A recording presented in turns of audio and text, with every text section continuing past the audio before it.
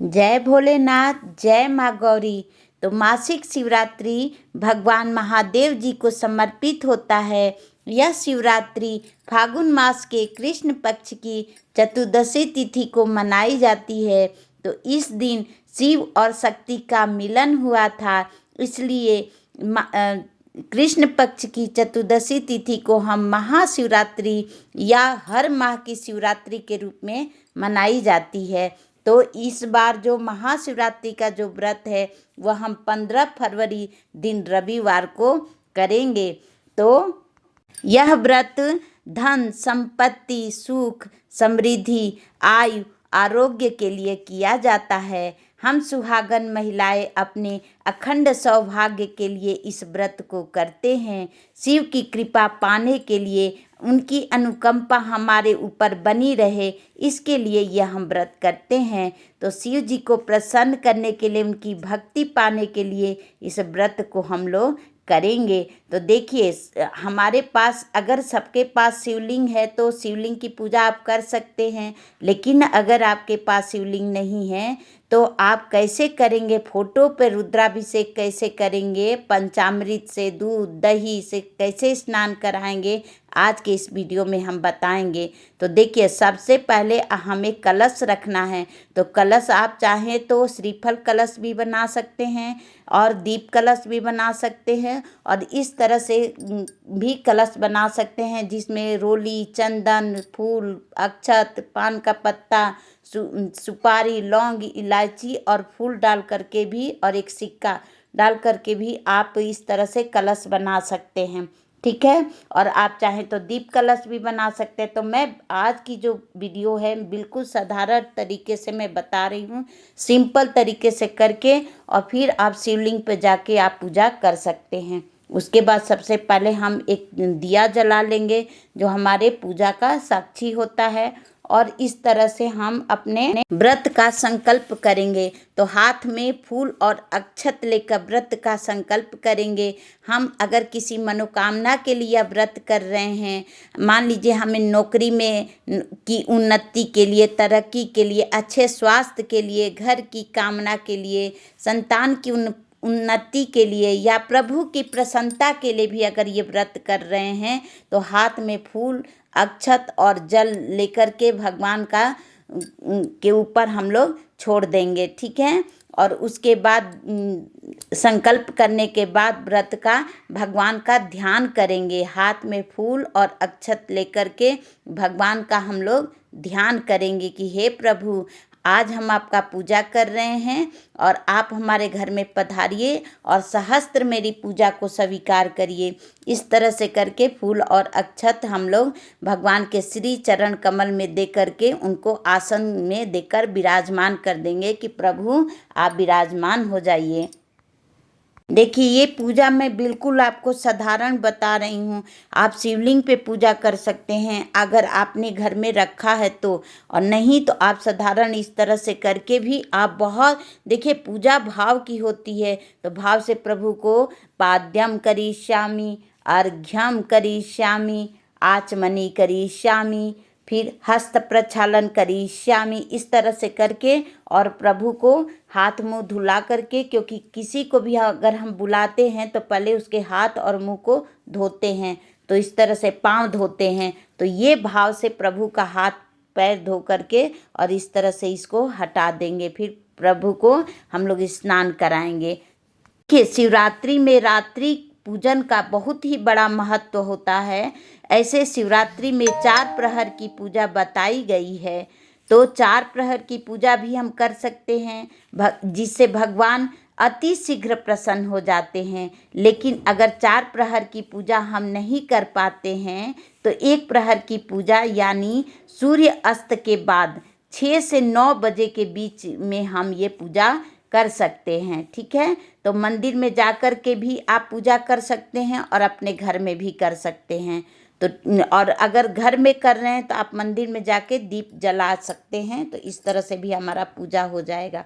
तो ठीक है, तो इस तरह से भगवान का हाथ मुंह धुलाने के बाद फिर भगवान को हम लोग स्नान कराएंगे। तो इस तरह से जल, दूध, दही से एक एक करके हम लोग अब भगवान को स्नान कराएंगे। तो सबसे पहले भगवान को जल से स्नान कराएंगे। तो जलम स्नानम करिष्यामि, इस तरह से करके जल से स्नान कराएंगे। फिर भगवान को दूध से स्नान कराएंगे। तो दूध से उनका रुद्राभिषेक करेंगे। तो देखिए दूध से स्नान कराएंगे। फिर उसके बाद फिर भगवान को दूध से स्नान कराने के बाद फिर जल से रुद्राभिषेक करना है। तो फिर से जल से स्नान कराना है। फिर हम भगवान को दही से स्नान कराएंगे। तो दही से स्नान कराने के बाद फिर भगवान को जल से स्नान कराना है। इस तरह से जब भी दूध से स्नान कराएंगे तब भी जल से स्नान कराएंगे, दही फिर घी, इस तरह से जब एक एक करके जब भी करेंगे उसके बाद फिर जल से स्नान कराना है। तो इस तरह से देखिए शहद से स्नान कराएंगे प्रभु को, उसके बाद फिर जल से स्नान करा देंगे। और जल से स्नान देखिए प्रभु का कराएंगे। ओम नमः शिवाय, ओम नमः शिवाय, ओम नमः शिवाय, ओम नमः शिवाय, ओम नमः शिवाय, इस तरह मंत्र का जाप करते रहना है और प्रभु को अर्पण करते रहना है। फिर शक्कर का हम लोग स्नान कराएंगे शक्कर से। और उसके बाद फिर जल से स्नान कराएंगे।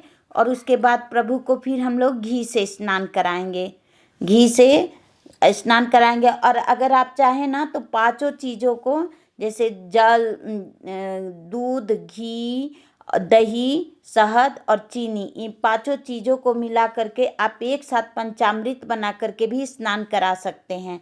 और आप इस तरह से अलग अलग भी करके आप भगवान को स्नान करा सकते हैं। तो ये आपके ऊपर है। देखिए बहुत विधि विधान से करना चाहिए, नियम से करना चाहिए पूजा पाठ, ठीक है।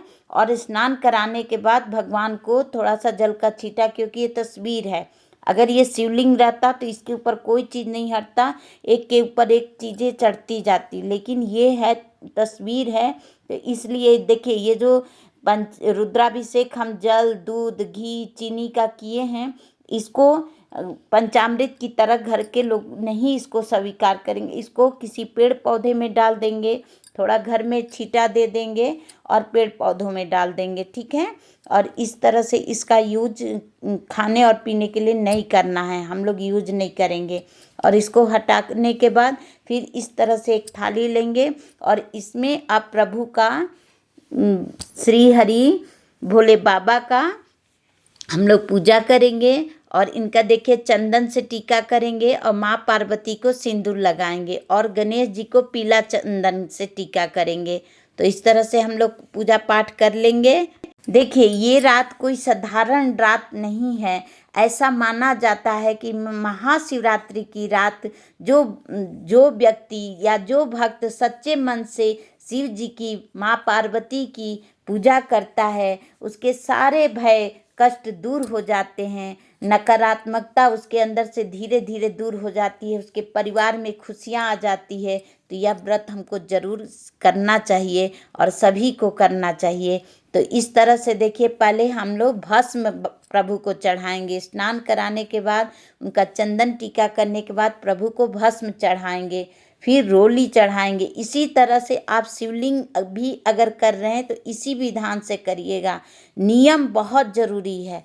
तो उसके बाद प्रभु को 108 चावल के दाने आप चढ़ा सकते हैं, गेहूँ चढ़ा सकते हैं, हरी मूंग चढ़ा सकते हैं। लेकिन मैं ये जो पूजा दिखा रही हूँ आपको बहुत साधारण तरीके से दिखा रही हूँ कि आप इस तरह से कर सकते हैं। तो आप जो धतूरे के पत्ते हैं उसको चारों तरफ से खूब सजाइए। अगर फूल आपके पास बहुत सारे हैं तो किनारे किनारे फूल रख करके भी बहुत सुंदर से आप सजा सकते हैं।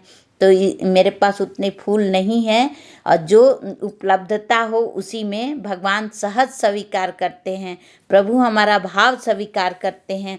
तो इस तरह से सम्मी पत्र प्रभु को चढ़ाएंगे और भांग का पत्ता चढ़ाएंगे, धतूरा का पत्ता चढ़ाएंगे इस तरह से। और ये देखिए धतूरा का फूल अगर आपको मिल जाए तो ज़रूर प्रभु को भेंट करिए। और सरसों का देखिए हम लोग के ना सरसों का फूल चढ़ता है, आम का मोजर चढ़ता है और जितना ये ऋतु फल है वो सब चीज़ें चढ़ती हैं प्रभु को। आप फूल चढ़ाइए। तो इस तरह से करके सारी चीज़ों को चढ़ाएंगे प्रभु को। इस तरह पूजन अर्चन करते करते प्रभु से अब माँ पार्वती से अर्चना करना है कि और पूजन अर्चन करना है और प्रभु का कथा भी सुनना है लास्ट में, ठीक है। और इस तरह से पूजन अर्चन करने के बाद अपने सुख, समृद्धि, कल्याण, शांति और जिस उद्देश्य से इस व्रत को किए हैं तो वो भी अपने प्रभु से कहना है, अपने मन की सारी बातें कहना है, क्योंकि यह सुनते हैं प्रभु हमारे मन की सारी बातों को। तो हमें अपने प्रभु से अपने हृदय की सभी बातों को करना है और इस तरह से प्रभु को नारियल चढ़ाएंगे। नारियल का मुख अपनी तरफ रहना चाहिए। फल चढ़ाएंगे और फल चढ़ाने के बाद प्रभु जी का हम लोग माँ पार्वती को देखे सुहाग जरूर अर्पण करना है। इससे हमारे सुहाग जो आप साड़ी, बिंदी, सिंदूर जो आपके पास उपलब्ध हो चढ़ाइए। भगवान की आरती करेंगे और आरती करने के बाद 3 बार अचमनी देने के बाद प्रभु से अपने बाबा के कल्याण और समृद्धि के लिए प्रार्थना करना है। इस तरह माँ पार्वती और भोलेनाथ बाबा के विवाह उत्सव को हम लोग मनाएंगे। तो देखिए जो चौकी है जहाँ हम पूजा किए हैं, तो इस तरह से जैसे हम पूजा किए हैं तो उसको अगले दिन ही हटाना है, उस दिन नहीं हटाना है। और आप कलश के पानी को पूरे घर में छीट दीजिए और इस तरह से भगवान चौकी को अगले दिन विसर्जन करना है। सुबह 6 बजे के बाद आप सूर्योदय के बाद पूजा पाठ करके आप पारण कर सकते हैं। तो इस तरह से आपको अगर वीडियो अच्छी लगी होगी तो प्लीज मेरे चैनल को सब्सक्राइब करिए, मेरे वीडियो को लाइक करिए, शेयर करिए और कमेंट में जय भोलेनाथ जरूर लिखिए, ताकि आपके एक कमेंट से हमें बहुत अत्यधिक प्रेरणा मिलती है। तो हमें कमेंट में जय भोलेनाथ जरूर लिखिए। जय ओम नमः शिवाय मंत्र का जाप जरूर करिए।